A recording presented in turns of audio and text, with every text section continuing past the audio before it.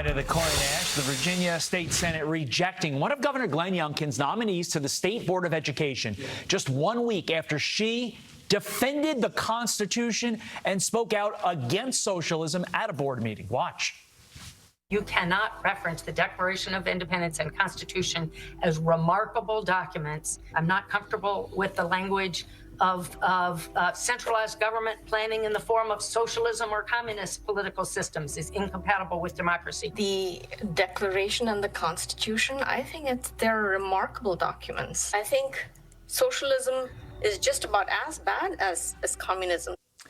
That ousted Education Board candidate Suparna Dutta joins me now. Suparna, what did you do that was so wrong in the minds of these people? Good morning, Todd. Thanks for having me. Sure. I'm not sure. I'm just a proud immigrant standing up for what I believe is a fantastic country, the best country in the world. And we recognize how truly great America's founding was. And I believe that our children should be taught about the founding fathers, founding documents. And if children are untethered from this country, what would our future look like? So I believe very strongly that our children should be taught about the Constitution, Declaration of Independence. Yeah, the big question is, why did your takedown of socialism and communism offend them so much? One has to assume they themselves are either communist or socialist to be so offended like they were, right? I feel that political indoctrination has no place in education in our classrooms. And it's mind-boggling to me how anybody growing up in this country wouldn't learn about it. And if the only thing I can think of is that they truly don't believe that America is something to be proud of, something to be taught about. You just mentioned you are an immigrant, you are a minority. Did any Democrats, the party of immigrants, allegedly, and the party of minorities, allegedly, obviously tongue-in-cheek saying that, did any Democrats stand up for you?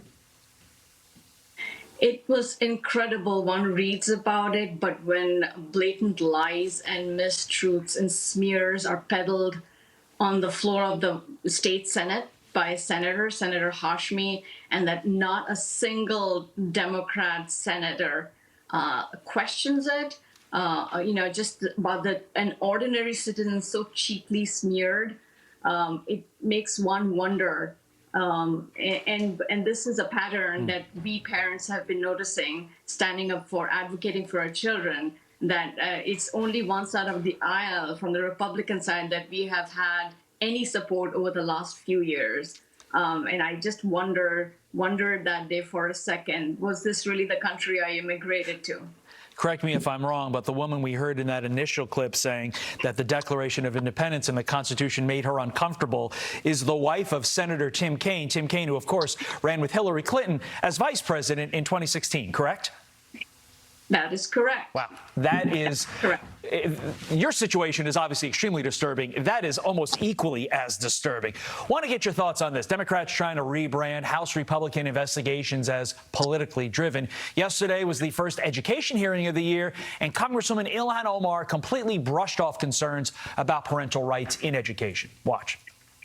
I am not aware of any decisions that are being made by lawmakers here in Congress, by local lawmakers, as saying we do not want parents' input, we don't want parents' involvement, we don't want parents' engagement in our schools.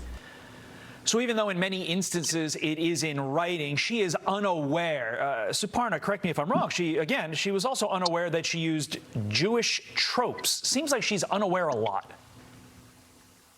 I think she is. I think being a parent on the ground, in the trenches, I know exactly how difficult it is, how difficult it has been for parents and children the last few years. We have been treated like dirt. We've been brushed aside when we try to speak up on behalf of our children to preserve merit and excellence in education, and to prevent and to try to opt out of all of these very divisive indoctrination. And yes, it is happening. I have seen it in my child's school, and I've seen several instances. And when parents are branded with a terror tag by the FBI just for, daring to speak up in local school board meetings, that is amazing. She is completely unaware. Is the pushback on behalf of parents actually working, Suparna? It does help, it does intimidate a lot of parents, and, it does prevent them from going to local school board meetings when they see all of this happening and all of the unimaginable protests happening just to prevent them from speaking up and voicing freely. It does stop the public conversation. Right. They are not the children of the state. They are children of the parents. Parents need to fight back. Suparna Dutta, you're doing just that. Thank you.